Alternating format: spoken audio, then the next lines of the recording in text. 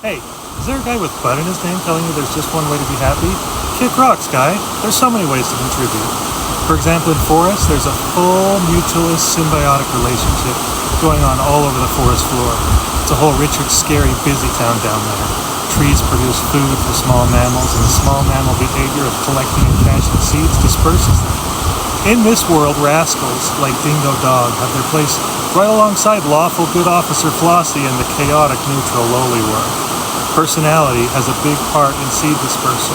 And if you, like me, were told that maybe you were too much, or were an acquired taste, or that you were a joy to have in class if only he applied himself, well, I'm happy to say that there's a place for you too. Because not only do rodents cache seeds, but they burgle them from each other too. These four-finger discounts are a key part of the process because each heist has the potential to take the seeds farther from their tree and therefore aid in the spread of life-giving forest.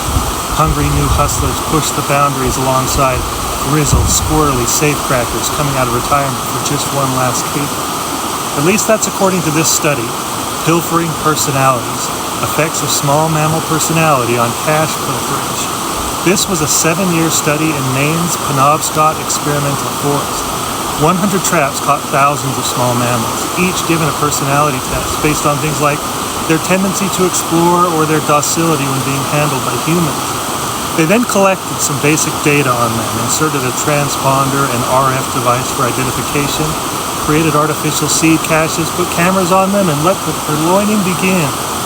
10 species were found to be pocket-sized poachers, but the most larcenous were the deer mice and southern red-backed voles, the former of which accounted for over half of all seed snatchers. The researchers found that personality traits observed at the time of their testing was linked to the filcher's modus operandi.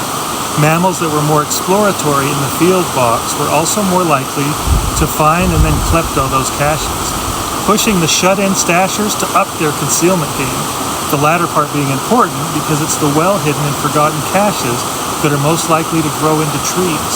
A couple more interesting things. Female red-backed vole swindlers were better at finding caches than the males were. Heaven forbid a girl have hobbies.